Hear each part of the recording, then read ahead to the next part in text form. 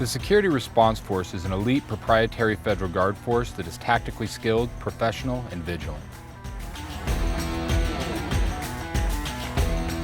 We're meant to be a quick reactionary force in case of a domestic or foreign terror attack.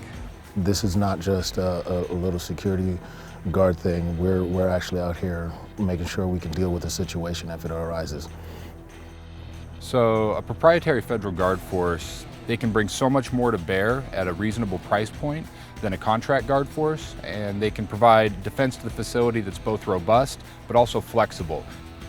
Applicants that pass the rigorous physical fitness test attend a 9-week academy at Reclamation's Center for Excellence, located at Grand Coulee Dam. That academy not only trains our staff here at Grand Coulee Dam, but also federal guard forces from Hoover Dam as well as Glen Canyon Dam. Recruits learn advanced firearm skills and train and qualify at a phenomenal firing range with pneumatic turning targets up to 100 yards and additional targets at 500 yards. Our standards are very high. Men and women come into our program with various levels of marksmanship experience, but by the time they graduate our program, their expertise could compete with many other agencies, some of the best training all around the country. I fired more pistol rounds in the academy here than I did during my entire 12 years in the Army, and that includes a tour in both Iraq and Afghanistan. So we have both a handgun, a rifle, and a precision rifle qualification course. Some of the standards we meet, we're talking about the pistol qual. They shoot under really tight times.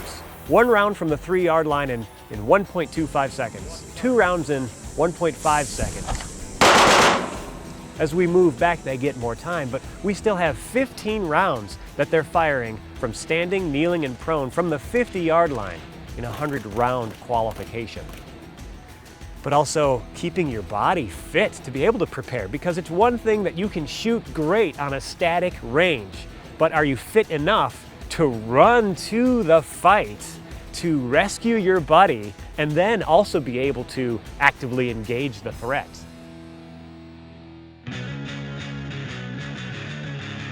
We do transition drills, movement, firing while moving, in vehicle, out of vehicle scenarios.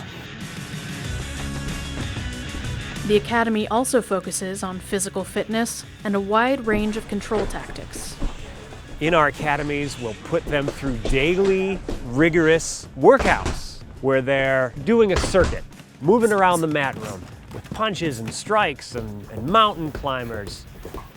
We do a lot of hand-to-hand training, ground training, grappling, boxing, sparring, baton usage, handcuffing techniques. We go through a wide range of training scenarios. We've got some unique opportunities to train inside the powerhouses. Some tactics, some moving through the galleries, room clearing. When you're moving as a team, you're looking out for the communication. We have to keep that communication because there's different corners, angles, rounded corners you have to take care of and you have to cover. Among the various courses taught at the Academy, the SRF also conducts active shooter training. We do have an opposition force. You are engaging the threat and they're shooting back at you. Hey, you're lucky, Mike. We want our officers to be safe. So we're using the simunition rounds, the die marking cartridges in our force-on-force training. It's like a crazy calm. That's where you just fall back on muscle memory, the things you've done a million times. Our officers learn not only when to engage in defense of national critical infrastructure, but when not to engage, and what the appropriate use of force is for the threat that they're presented with. So the instructor cadre here, we have force science certificates, which is the leading science behind use of force decision making right now in the country. In the classroom, we teach a lot of case law. We teach a lot of de-escalation techniques.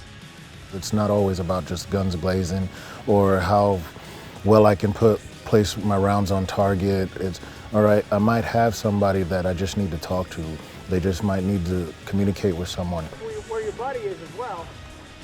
Graduating the academy is not an inevitability. The standards are immensely high for our security response force officers, and not everyone can make it. And that's something we're actually very proud of. The people that do make it through the academy kind of carry that badge of honor with them, that they made it through a very arduous process, and they're very select.